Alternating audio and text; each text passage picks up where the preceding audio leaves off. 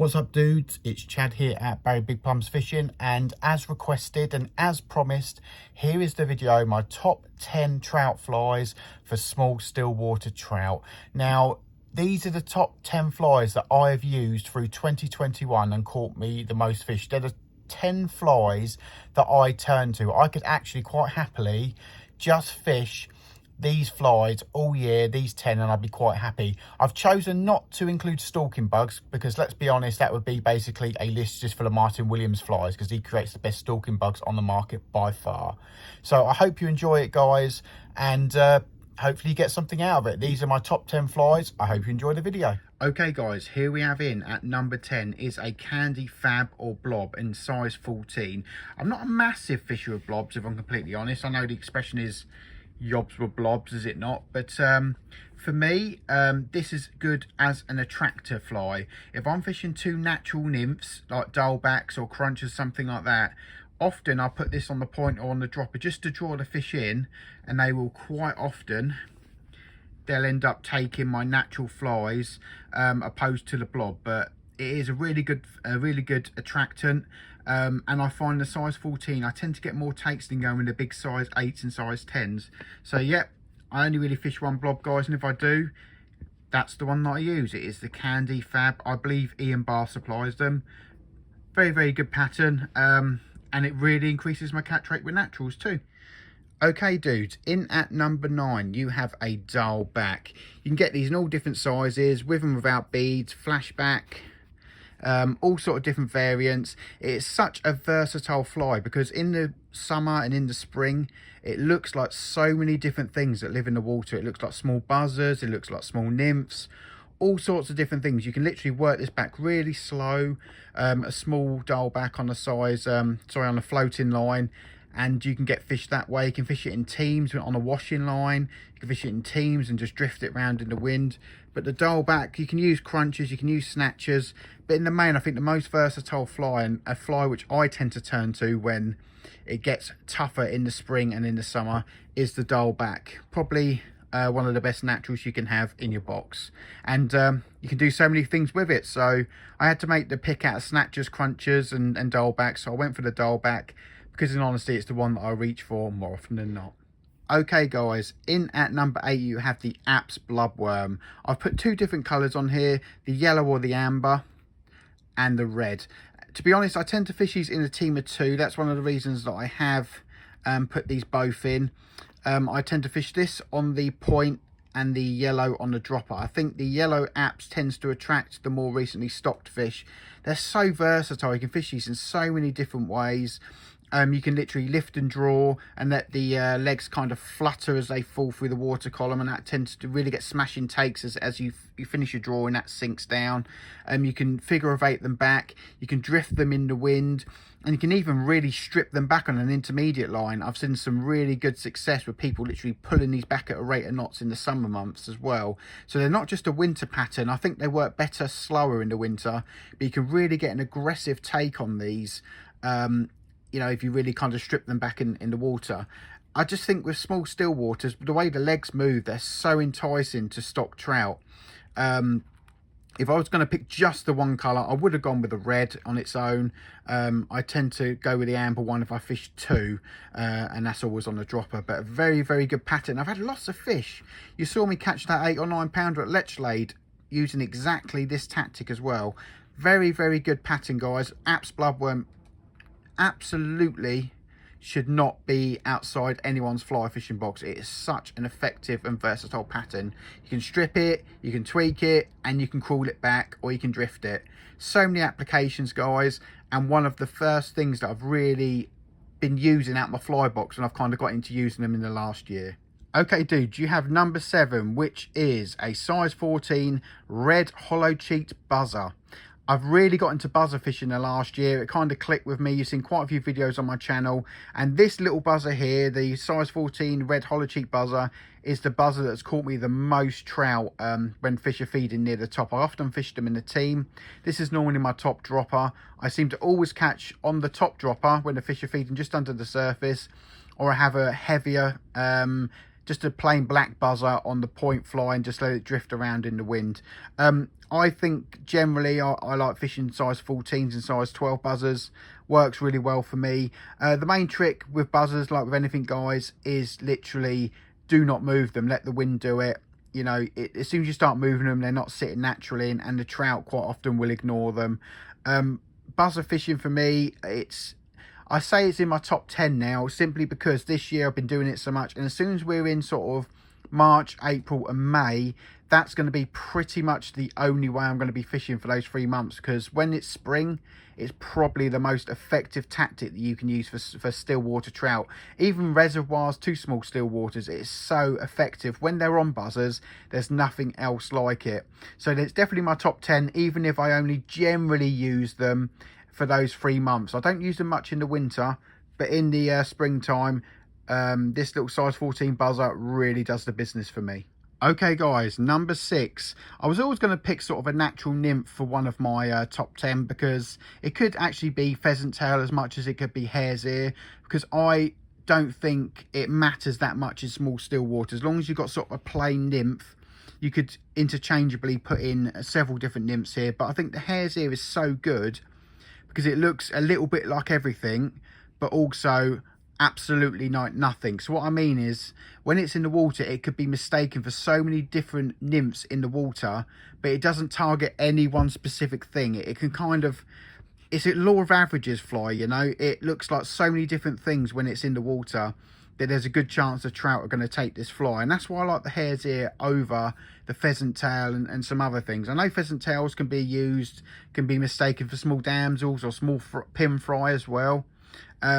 But I just think, all in all, the hare's ear, if I'm going to use a natural nymph, if I'm not on a dialback or a buzzer, I'm often going to pick the hare's ear, to be honest. I've caught so many fish on this over the years. It deserves a place in my top 10. Even if on this list it might be one of the flies I use less than some of the ones in the top tier. But hare's ear, it's so general, it's so versatile. This is one of the flies I always get out if I want to fish a bit more natural, and that could be all different sizes, from size 16 to size 8, you know, depending on where I'm fishing as well. Tungsten beads if you need to get a bit deeper as well. Very versatile fly guys, and this is definitely deserving in my top 10. Right, in at number 5 guys, you have the late great Sid Knight's Pearly White Shrimp. Now, I almost didn't add this because unfortunately Sid Knight passed away earlier this year. So you're unable to buy this fly anymore, because he's the only person that I'm aware of that could tie this fly or tied this fly. But this list is about my top flies of 2021 and what I've caught a lot of fish on. And although I may only have 3 or 4 of these left,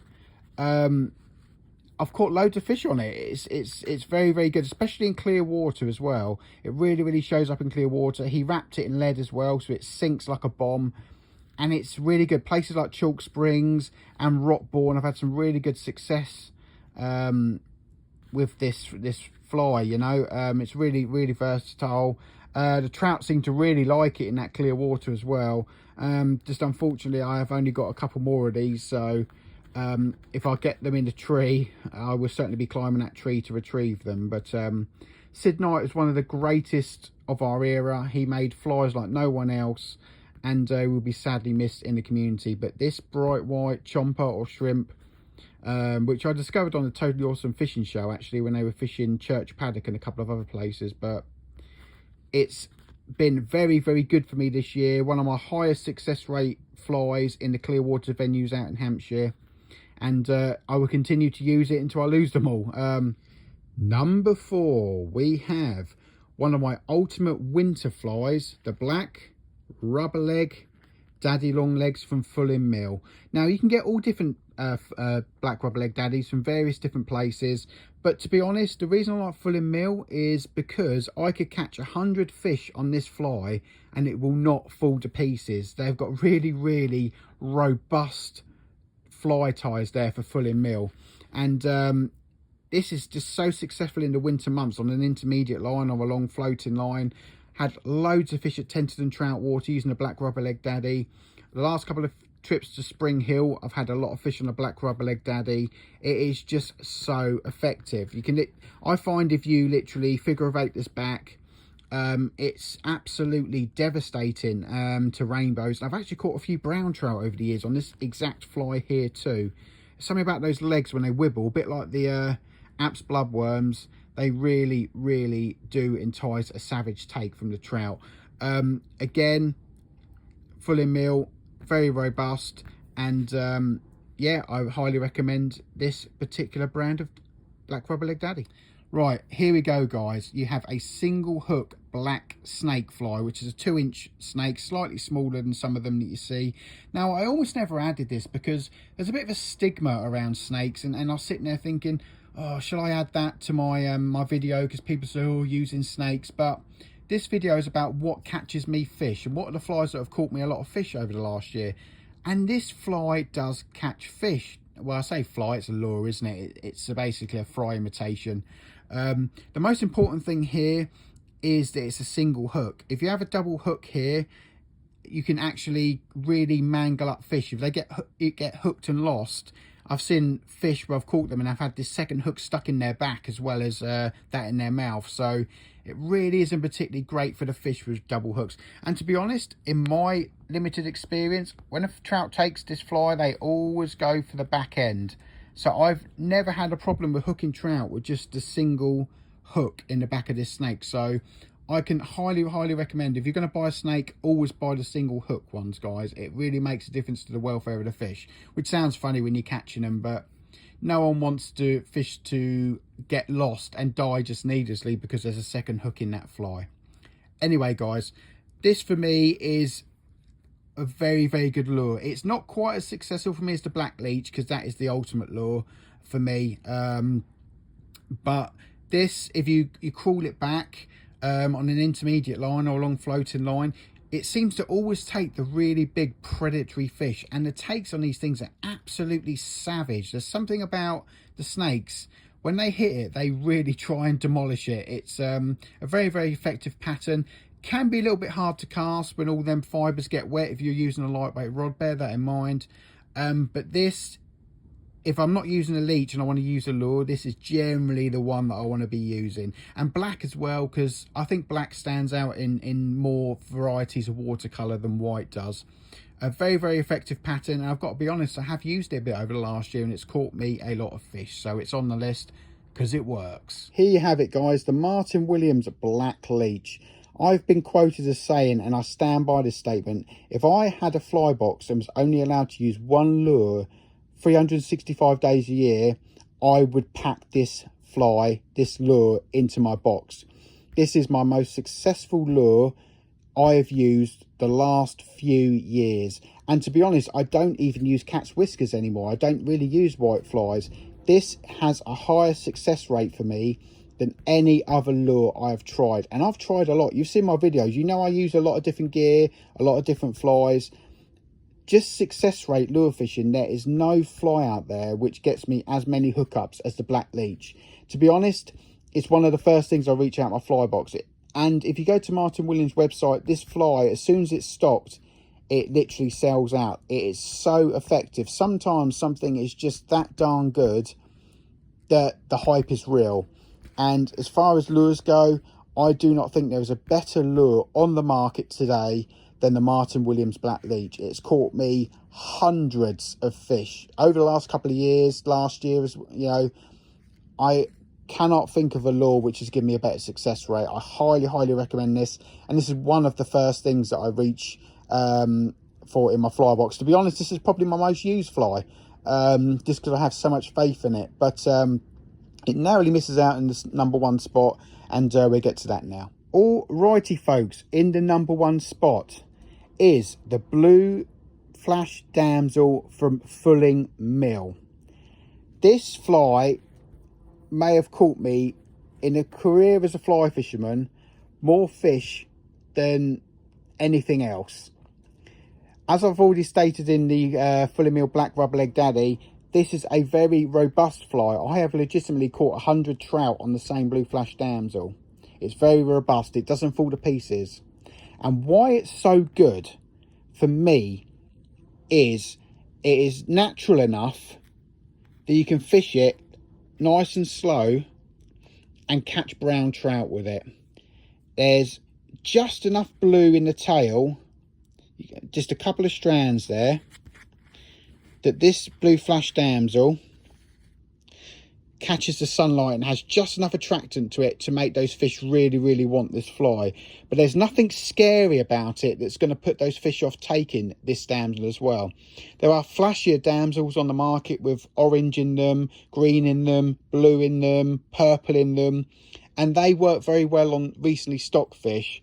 But as an overall package, I have found this to be the most successful damsel fly I have ever used. On a long floating line or on a intermediate line, figure of eighted back, this fly is deadly. It's absolutely deadly. There's just something about it. There's just enough flash there. It will get resident fish. It will get newly stocked fish. I've had some big fish over leech laid on it.